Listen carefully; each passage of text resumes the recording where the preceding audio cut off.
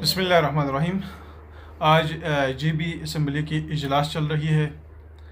Opposition نے boycott کر کے باہر نکلے ہوئے ہیں، اور بائیکاٹ اس نے کیوں کی، کس چیز پہ آج کا اجلاس بلایا گیا ہے، تو یہ میرے خیال میں معدنیات کے حوالے سے آج کی اجلاس ہے۔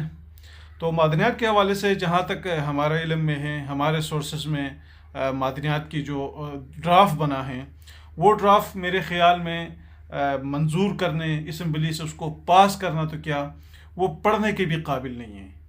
اس کے اوپر عوامی ملکیت پہ ایسے زد لگایا گیا ہے کہ وہ ایک عام بندہ پڑھ کے بھی برداشت نہیں کر سکتا ہے، جائے کہ اس کو اسمبلی سے پاس کیا جائے۔ تو سب سے پہلے ہم اپوزیشن کی بائیکاٹ کو اپریشیٹ کرتے ہیں، اس کو خراج تحسین پیش کرتے ہیں۔ اس کے بعد ایک دو باتیں عرض کریں گے۔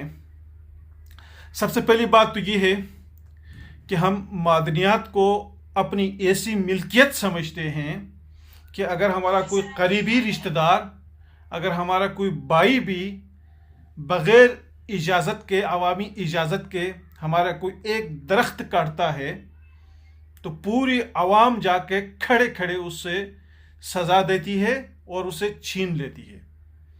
ہم اپنے بھائی کو ایک درخت نہیں چھوڑتے ہیں، تو جائے کہ آپ قانون بنا کے ہماری معدنیات، ہماری منرلز اور ہماری جنگلات آپ ہڑپنے کی کوشش کریں۔ یہ میرے خیال میں ممکن نہیں ہے۔ اگرچہ آپ قانون بنائے تو بھی یہ میرے خیال میں ممکن نہیں ہے۔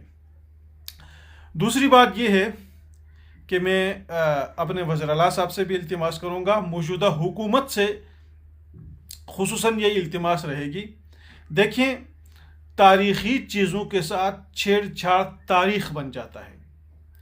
یہ ہماری ملکیت تاریخی ہیں، خصوصاً ضلع دیامر، ضلع دیامر کی یہ جو ملکیت ہے، تمام جنگلات ہو، معدنیات ہو، پہاڑ ہو، جو بھی چیز ہیں، یہ خالصہ عوام ہے، خالصہ سرکار نہیں ہے۔ یہ 1952 کا معاہدہ کہہ رہا ہے، یہ ایک تاریخ ہے۔ 1952 کا معاہدہ ایک تاریخ ہے۔ اگر اس کے ساتھ چھیڑیں گے تو تاریخ بن جائے گا۔ تاریخ کے اوراق میں یہی لکھا جائے گا کہ 2025 کی حکومت نے 1952 کی تاریخ کو بدل کر جو عوامی ملکیت کی، عوامی پہچان کی، وقار کی ایک تاریخ تھی، اس کو الٹ کر کے عوام سے، عوام دیامر سے، عوام گلگت بلتستان سے ان کی ملکیت کو چھین کر وفاق کو تحفے میں دیا۔ یہ میرے خیال میں بہت بری بات ہوگی۔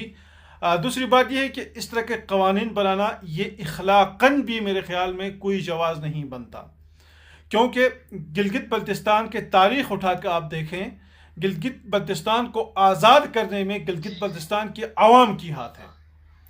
گلگت بلتستان کو ذاتی عمرے والوں نے آزاد نہیں کرایا، لڑکانے والوں نے آزاد نہیں کرایا، یا کسی اور نے گلگت بلتستان کو آزاد نہیں کرایا کہ وہ خالصہ سرکار ہو۔ وہ خالصہ عوام ہے، عوام نے آزاد کرایا ہے۔ آج بھی ملکیت بھی عوام کی ہی ہے۔